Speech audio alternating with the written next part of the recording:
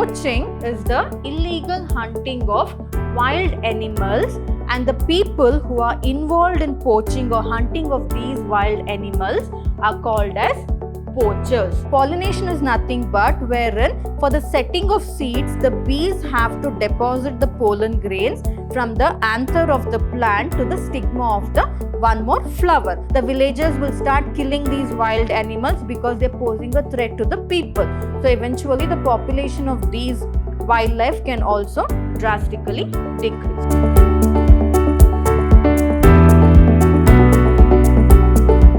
Hello everyone, a warm welcome to today's session on Environmental Studies for second semester B.Ca. I'm Dr. Divya, Environmental Studies faculty, Vidhyaashram First Grade College, Temple of Excellence, MYSURU. So in today's session, let us continue with studying Unit 4, that is Biodiversity and Conservation. In today's session, let us concentrate on the threats to biodiversity. So the threats to biodiversity are mainly because of these four reasons, that is because of habitat loss, because of poaching or hunting of the wildlife, because of conflict between or fight between man and wildlife, that is man-wildlife conflicts, and because of biological invasion. So under these headings, we shall study each of these one by one. So first talking about habitat loss. So what do you mean by habitat? So habitat is a region wherein a particular organism lives. So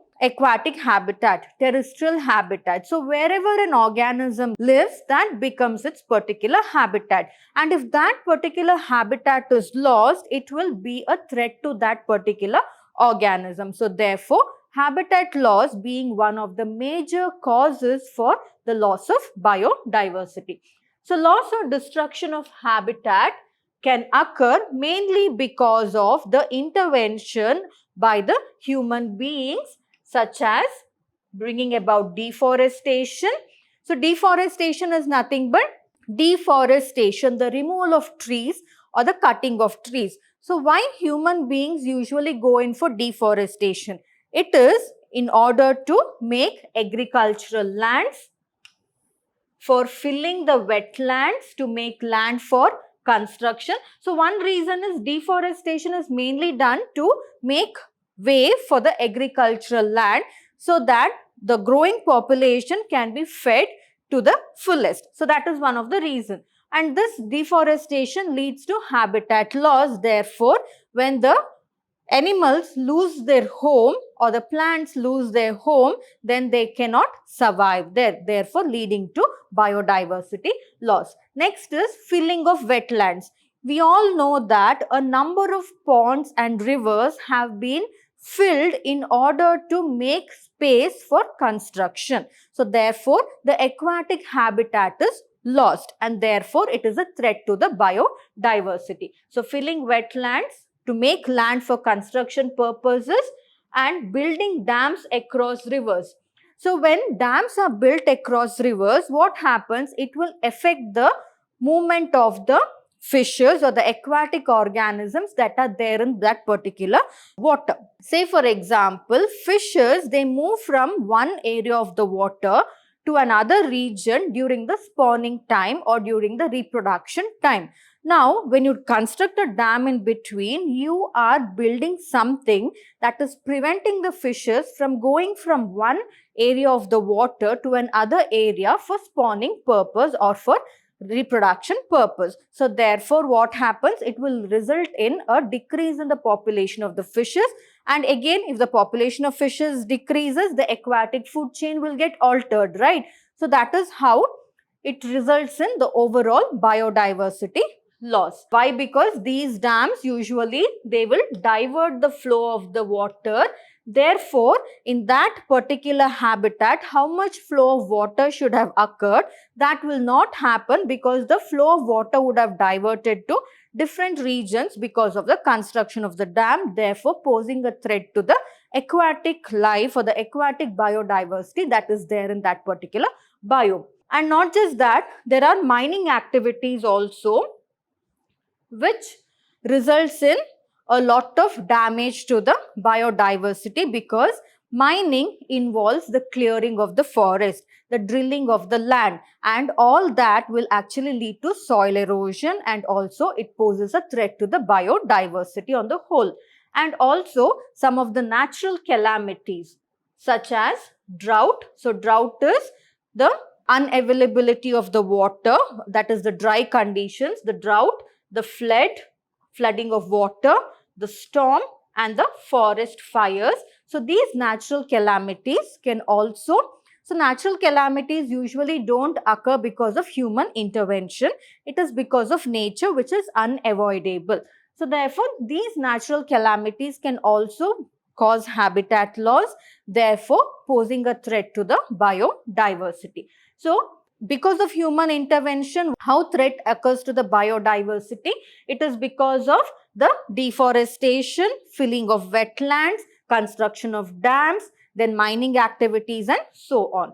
Next, habitat loss. It creates a major threat to both the animal and the plant species in that particular population, and also this habitat loss, if it continues in that particular area for some extent, it can completely wipe out a particular plant or animal species which is endemic to that particular region. So endemic means those organisms which are found in a particular region, but you don't find them anywhere else in the world. So if that particular region, say for example, we have the sandalwood. So sandalwood is found, for example, only in one forest in Karnataka. Now you clear that forest because for various purposes, what happens? The entire sandalwood population will get wiped out, and therefore it will become extinct. So that is what happens. It can completely wipe out a species if habitat loss occurs, and making them extinct at the end, and also it results in a conflict between humans and animals. So habitat loss can also result in conflict between humans and animals. Why? Because habitat loss can also occur because of construction of roads. We all have seen between national parks, they have constructed roads for people to easily commute from one region to another, right? But that would have been the elephant corridors, for example. When I say elephant corridor means it is the area wherein the elephant passes from one end of the forest to the other end. Now in that area, if you build a road or if you construct a road in the center, obviously the animal has to pass through that area itself because they are accustomed or they are used to that particular passage, right? You might have seen in whenever you're traveling through a forest area and all, you might have seen in the highways they would have put a board, animal crossing, animal corridor, right? Means that is a place where actually the animals cross. So therefore, when animals cross those regions, obviously it will result in a conflict or a fight between the humans and the animals. So habitat loss can also cause a conflict between man and wildlife. Next important threat or next major threat to biodiversity is because of poaching of wildlife. So poaching is nothing but in simple terms it is hunting. Poaching is the illegal hunting of wild animals, and the people who are involved in poaching or hunting of these wild animals are called as poachers. So poachers, they usually kill wildlife. Some people can kill wildlife for recreational purposes, and some people kill wildlife so that they can use their parts for medicinal purposes. Like it is said that the horn of rhinoceros is used for medicine. Even these lizards, that is the monitor lizards or some of the big lizards that are there, they are also hunted and killed because they are used as medicine in some part of the countries wherein they dry them and they use them in preparation of some of the medicine. So that is the reason. So for medicinal purposes, for their fur, example, tiger and fox and all that are killed for their fur, and also to sell as showpieces. Like showpieces means the tusk of elephants. It is kept as a showpiece. It is used in making jewelries and all that. For that it is used. It is used in making some of the articrafts. So for that it is used.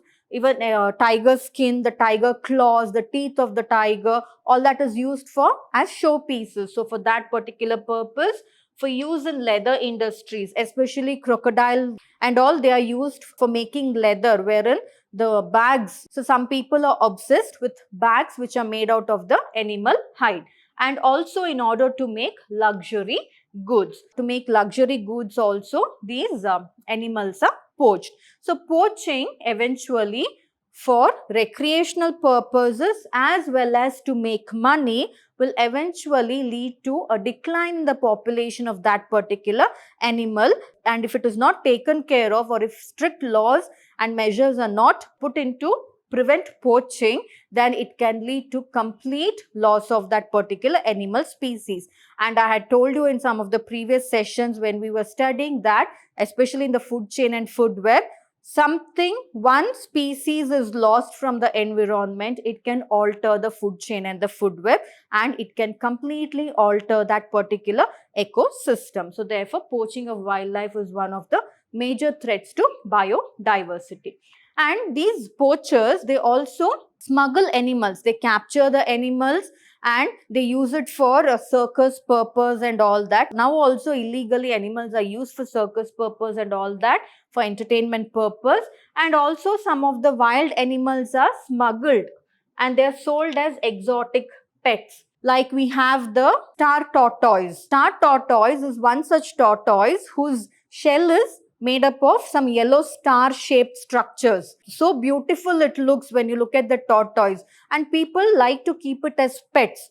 People like to keep monitor lizards as pets. There are people who are crazy enough to keep pythons and all that as pets, right? So to such people, they are sold. So if that is the case, it will bring down the breeding population of the animals and eventually lead to the extinction of those animals. And all these activities of poaching can cause loss of the species and therefore extinction of the endangered species, or it can completely wipe out the endangered and the endemic species. So here I've put the star tortoise, as you can see here, how beautiful the shell looks, right? Because of that only some people prefer it as keeping for pets and all that. So here example, elephants are hunted for their tusks, then rhinoceros, they are hunted for their horns, then whales are hunted for their oil, as well as in some parts of the world they are used as meat, and also the oil of the whale that is rich in omega-3 fatty acids, it is used in making a lot of supplements. And deers for their antlers, and also there are some deers, especially the musk deer that is there. It is hunted mainly to prepare the scents.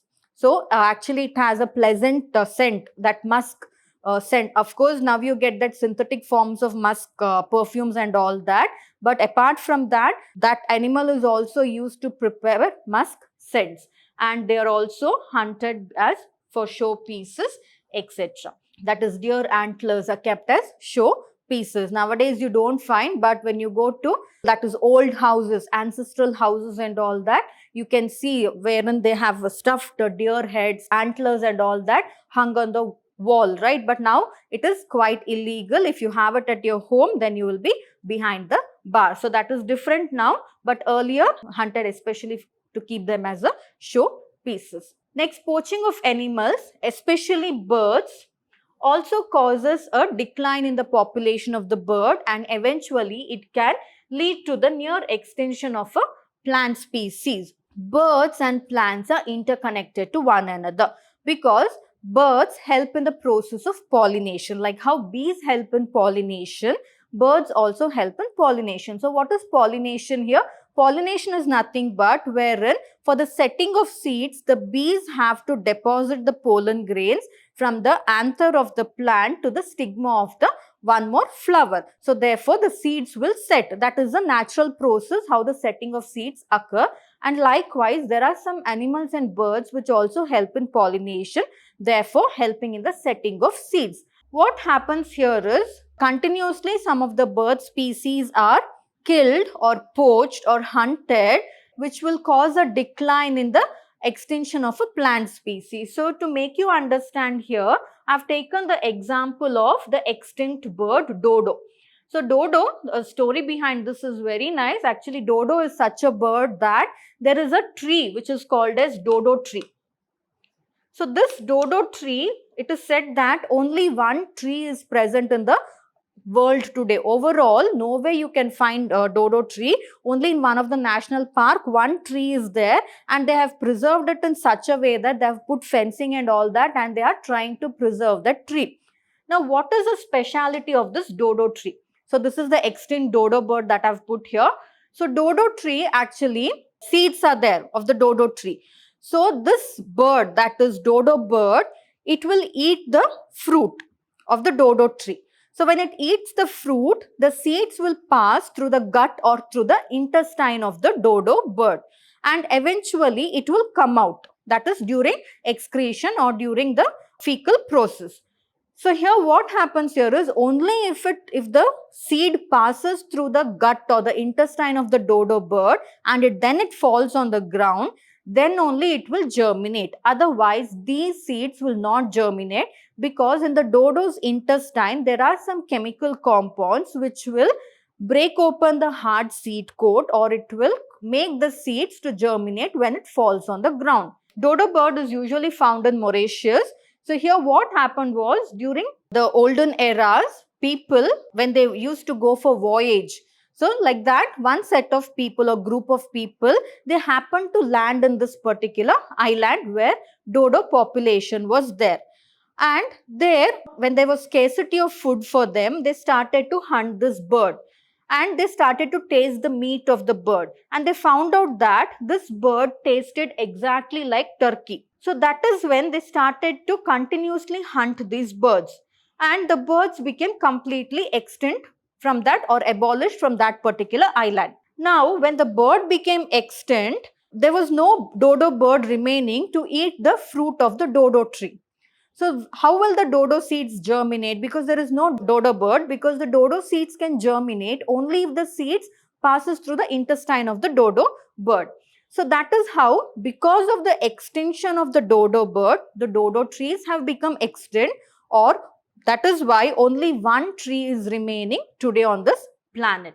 So that is how. There are some plants especially which can germinate only if they pass through the gut of certain animals. So that is why poaching of wildlife poses a threat to the biodiversity. Now, because of the extinction of the dodo bird, the dodo tree became extinct. Now, that remaining dodo tree will also become extinct, because no longer they can grow that tree anymore, because the dodo bird is not there, right? So that is how poaching can pose a threat to the biodiversity. So next, let's study about one more threat to biodiversity, that is human-wildlife conflict. So what is this human-wildlife conflict? So any interaction between humans and wildlife that results in negative impact on human, social and economic or cultural life, on the conservation of wildlife populations or on the environment, is called human-wildlife conflict. So it is nothing but interaction between the humans and the wildlife. So this interaction between the humans and the wildlife can pose a threat to the life of the humans, the life of the wildlife. It can alter the social, economic and cultural life of the people, and also it can alter the conservation of wildlife population, and also it can bring a major effect on the environment. So any change that occurs on the environment or on the life of the people or on those animals, it is nothing but human-wildlife conflict. So here, talking about human-wildlife conflict as one of the reasons for biodiversity threat. So what are the outcome of these conflict? So because of human-wildlife conflict, it can cause injury to humans as well as livestock, and also loss of their life. So every now and then we read in the newspapers, there has been a leopard attack, there has been a trampling by the elephant and all that. Again here, we are not supposed to blame the animals, because it is we human beings are responsible for why the animals are behaving like that. Say for example, if elephants are there, then they can damage the fully grown agricultural lands, and therefore they can cause a huge economic loss to the farmers, and they can also destroy the human habitat and their property, and they can also decrease the species population, and also it can result in decrease in species population, because eventually what will happen, the villagers will start killing these wild animals because they're posing a threat to the people. So eventually the population of these wildlife can also drastically decrease. So these are the outcomes of the human wildlife conflict. So next, what are the strategies that can be followed in order to prevent human wildlife conflict? So the population of the predator prey should be maintained. If the population of the predator prey should be maintained, then we human beings should stop interfering with the forest life of these animals, right? So if the forests are not destroyed, what happens? The population of the plants will be more. Therefore, the population of the herbivores will increase. Therefore, there will be enough food for the carnivorous animals to feed on.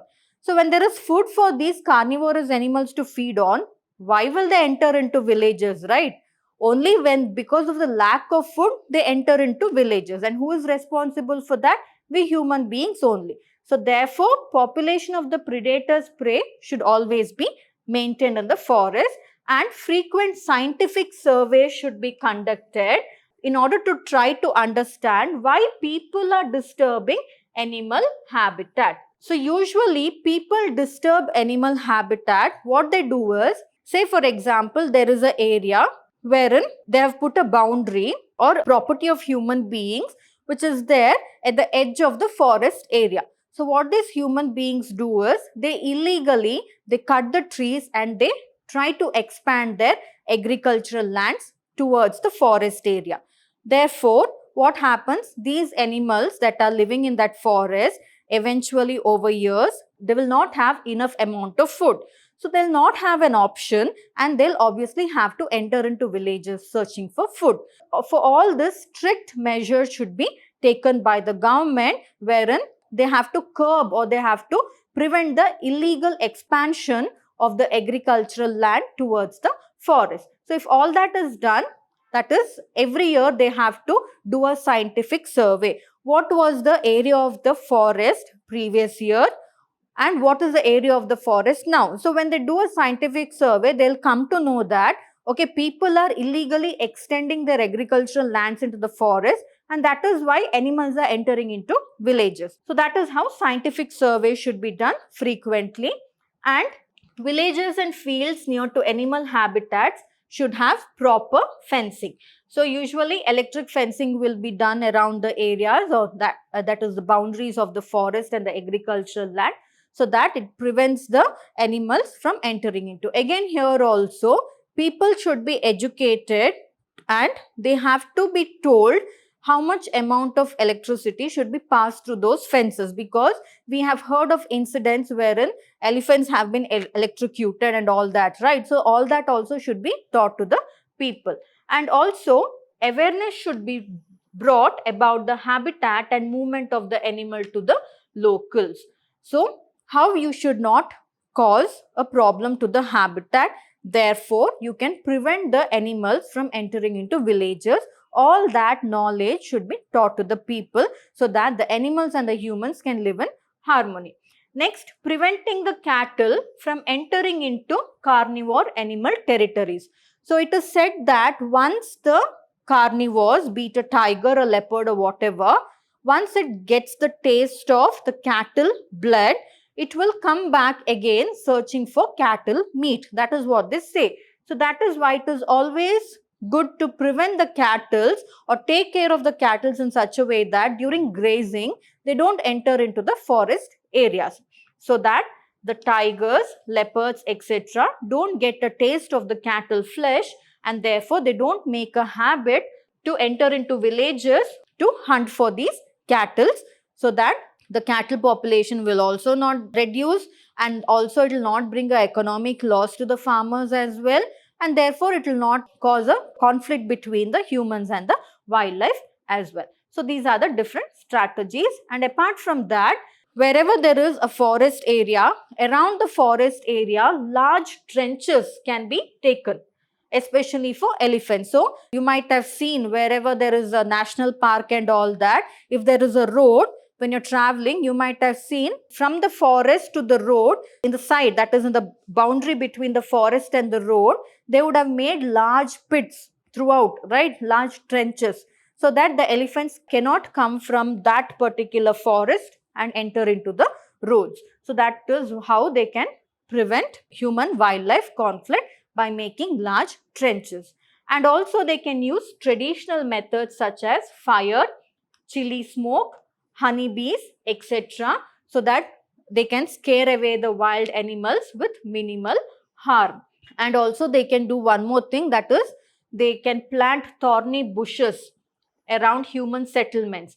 This is actually an African tradition. So you might have seen people who live, that the tribes who live in Africa, wherever their settlement is there, around their settlement they would have put thorny fences, so that the animals will not enter into their settlement. So same strategies can be followed everywhere as well, wherein thorny fences can be put around, so that the animals don't enter into the human settlements. And they can contact the officials instead of locals themselves taking inappropriate measures to scare away these animals. So always, whenever you find a snake inside your house, or whenever you find an animal that is somewhere near the human settlement, always, instead of you yourself taking any measures which is inappropriate, which may cause a threat to your life as well as the animal life, it is always better to contact the forest officers, so that they can come and help you out with that. So therefore, contact the officials instead of the locals themselves taking inappropriate measures. So these are the different strategies that can be adopted in order to prevent human-wildlife conflict. So why should we adopt all these strategies, right? You don't enter into the animal world, the animals will not enter into the human world. That is the only strategy if you follow. I think that is itself enough, wherein the animals will live on their own, the humans can live on their own. But still, we human beings are very greedy, wherein we always want to expand everything, so that we don't bother about the animals. And that is the time when all these strategies need to be put into actions. Next, talking about biological invasion. So biological invasion is also one of the major threat for biodiversity. So what is this biological invasions? So introduction of non-native species, either deliberately, that is on purpose, or accidentally, that is by mistake, and their establishment and dominance in the habitat is called biological invasion. So to make you understand this definition, the best example I can take of is Parthenium. You all know about Parthenium, right? Parthenium is one of the most devastating weeds that is growing everywhere nowadays. Do you think Parthenium is a plant of India? No, it doesn't belong to India. What happened was, during the import of wheat, along with the wheat grains, the Parthenium seeds also got mixed up with the wheat grains, and it came into India. And that is how it started to spread and establish in India. Now, wherever you go, you find this Parthenium. It has become a great havoc to the health of the people as well as animals also. So that is biological invasion. So how this biological invasion actually poses a threat to biodiversity, we'll look into. So biological invasions, we can also call them as the alien species. Alien means, don't think that they have come from some other planet. It is from the earth itself, but the only thing is they have come from some other region or from other country. They were not present in one country, but they have come from other country and they have established themselves in that particular country. So that is alien species. So what is the outcome of biological invasions? So it alters the functioning of the ecosystem, and it decreases the population of the native species because of competition and predation. So one of the best example I'll give you for this to make you understand is a catfish. There is a African catfish. So African catfish, actually, which was introduced because it had good amount of meat in it. It was introduced into the ponds in many of the countries. So it was brought from Africa and it was introduced into the ponds of many countries. So what these African catfish started to do was, it started to eat all the small fishes and other economically important fishes in the pond, therefore completely decreasing their population, and also it caused extinction of some of the fish species. Now this is an alien species, right? It's which posed a threat to the other species of fishes that are there. So therefore they decrease the population of the native species because of competition and predation, wherein I took an example of the African catfish that was introduced to many ponds and rivers and all that, and into aquaculture and pisciculture in most of the countries. And it alters the genetic diversity, and the dominance of these alien species can result in the extinction of endemic species. Say for example, there is a frog species that is only endemic to the Western Ghats, meaning they are found only in the Western Ghat forest, but they are not found anywhere else. Now, you have introduced a reptile, for example, a snake species in that Western Ghat. Now, that snake species will start continuously hunting on this frog species, and eventually what happens? The frog species will become extinct. Why it will become extinct? Because it is found only in the Western Ghats and it is not found anywhere else in the world. So therefore, introduction of an alien species can cause an endemic species to become extinct. So that is how I took an example to make you understand. And invasive plants can alter the microbiome or the population of the bacteria, good bacteria, fungi and all that are there in the soil, which help in the growth of the plant. And also it can affect the human health. To make you clearly understand, I'll take the example of a plant, that is Lantana camara. Most of you have seen this plant. Usually it is grown as an ornamental also in houses, and apart from that, usually in the forest area you can find these plants growing abundantly. It is Lantana camara. So this Lantana camara, actually it is not a species of India. It was introduced, or it came into India as an ornamental because of the beautiful flowers it had. Very beautiful to look, right? It's so beautiful, brightly colored. So that is why they introduced it into India as an ornamental plant to grow in gardens and all that. What happened was, somehow they entered into the forest area because of the dispersal of the seeds and all that. They entered into the forest area. Now, wherever you go, especially in South India, if you see, wherever you go in the forest, you can find these plants. They are growing to such an extent that they, kilometers together, they have started growing as a weed in the forest. Now, you can say these are beautiful, right? They can grow in the forest. What is wrong with that? Now, when these are growing there, the competition for nutrition, space, everything will occur. Therefore, and moreover, these are so fast growing that it will prevent other plants to grow there. And not just that, these have thorny stems, and therefore they will prevent the movement of animals freely inside the forest. And not just that, these plants are said to have some toxic chemical in them, which by mistake, if eaten by the animals, it can lead to the death of the animal. So that is how, by mistake, alien species, they actually pose a threat to the biodiversity. And not just that, as I gave the example of Parthenium. As I told you, Parthenium was brought, it was mixed in the during the import of wheat from other country, and the seeds nowadays wherever you go, you can find in the agricultural fields, in the wastelands, and in some abandoned house sites and all that, you can find this Parthenium growing. Parthenium is not good for animals, and also the Parthenium flowers, the pollen of the Parthenium causes a lot of respiratory disorders in human beings as well. So that is how they have started invading a particular region. And also there is one best example of a cactus in Australia. So a cactus was introduced in Australia because it produced beautiful red colored fruits, which was very attractive. So from the garden, it escaped into the other areas of Australia and it started covering those areas, bringing down the population of the other plant species there. So that is also one of the example. And not just that, there is also one more example that I can take of is Eichhornia, that is water hyacinth. There is a plant called as water hyacinth.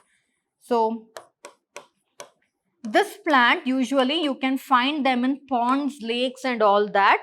So this plant, why it was brought into various countries because it produced beautiful lilac or violet colored flowers. And in order to beautify the ponds, it was actually introduced. But they started growing so fast and they started completely covering the ponds to such an extent that it started killing all the other phytoplanktons, the aquatic habitat and all that of that particular pond. So that is how water hyacinth is also one of the alien species whose biological invasion posed a threat to various aquatic habitats. So therefore, biological invasions always poses a threat to biodiversity. So next, how can we prevent biological invasions? So increasing public awareness. So I have told you now what all can happen if biological invasion occurs. So like that, educating people will make people think twice before bringing or introducing a new species from some other country into one particular country, wherein better information can be provided and education regarding how to control and eradicate invasive species has to be taught to the people. And also, awareness should be brought among the people who are involved in ecotourism business on the problems caused by the invasive species. And also, various workshops should be conducted for the people who are involved in this tourism business so that they get proper guidelines to prevent unintentional transport or an unauthorized introduction of invasive plants and animals to vulnerable ecosystem. And also, tourism, whoever are dealing with tourism, they have to be trained on how to quarantine and border control the species. What do you mean by quarantine? Quarantine was a word that was very famous during the corona times, right? So what do you mean by quarantine? Even plants and animals are also subjected to quarantine. So what they do is, say for example, you are bringing a plant species from somewhere, from some other country. So before it enters into the country, it has to be quarantined for certain time to see that whether it is suitable for this particular country or whether it will pose a threat to the biodiversity. After all these studies are conducted, then only it is introduced into the particular country to which it is brought. So that is how quarantining of the plant and animal species has to be done, so that if they find out that they may be a threat to biodiversity in the future, it is better to avoid planting or using those or introducing those foreign species or alien species into a particular country. Next is identify and manage pathways that might allow the entry of invasive species through national and international trade.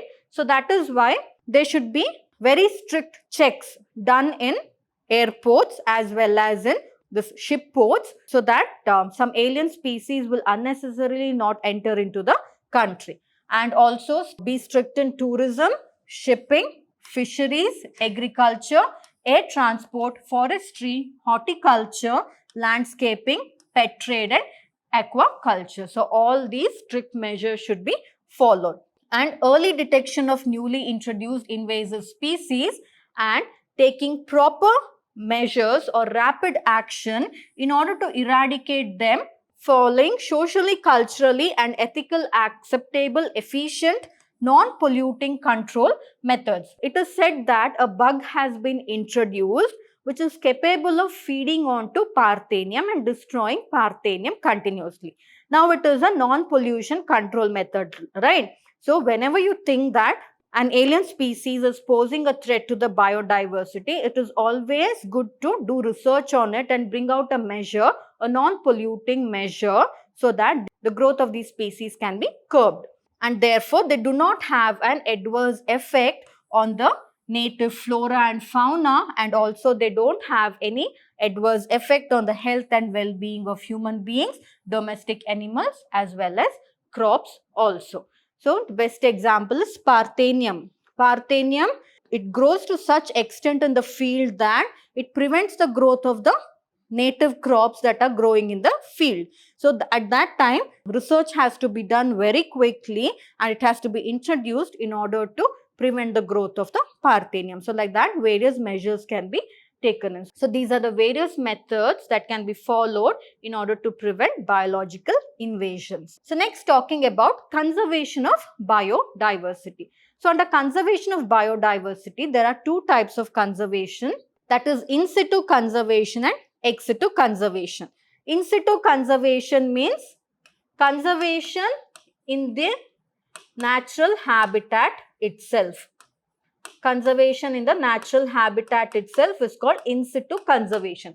Ex situ conservation means from that habitat you remove that particular organism, you bring it somewhere else and then you take care of it. Now I hope you know between in situ and ex situ. Say for example, there is a national park. In that national park itself, national park is obviously that natural forest area. Some of the areas they would have considered it as a national park wherein human beings are not allowed. So in that area itself, if the animal is conserved, it will be a in situ conservation. Now from that national park, you remove it from there, bring it to a zoo and try to conserve the animal. It will be a ex situ conservation. So these are the two types of conservation, in situ conservation and ex situ conservation. So for in situ conservation, we have national parks, biosphere reserves, wildlife sanctuaries, sacred forests, rivers, lakes, oceans, etc. So in the natural habitat itself, you're conserving the wild animals. That is in situ conservation. So next, talking about ex situ conservation, here seed and gene banks, wherein you'll bring the seed and you'll store it in seed and gene banks for a longer time. So you're bringing it from an agricultural field, from a natural habitat, and you're putting it in a seed bank wherein you're preserving it there. That is ex situ conservation. Next is tissue culture banks. Then we have botanical gardens. Again, in botanical gardens also, you're bringing plant species from different regions from their natural habitat and you're growing it in a botanical garden. You're conserving it separately under strict rules and regulations. So that is also ex situ conservation. Next, zoological parks.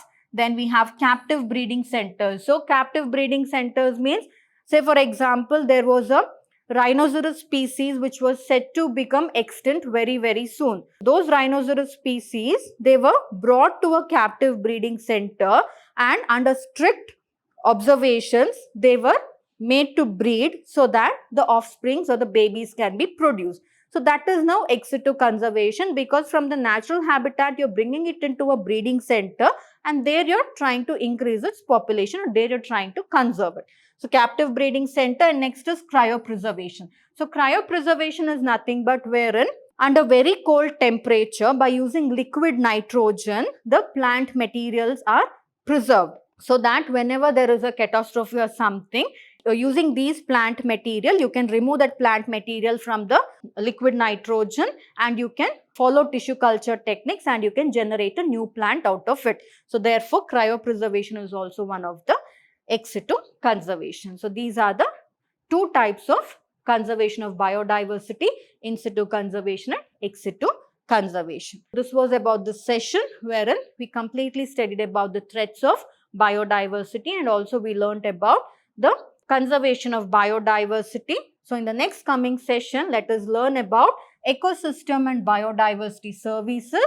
That is how these ecosystem and biodiversity services are of great ecological, economic, social, ethical, aesthetic and informational value to the people. So we shall continue with this in the next coming sessions. Thank you.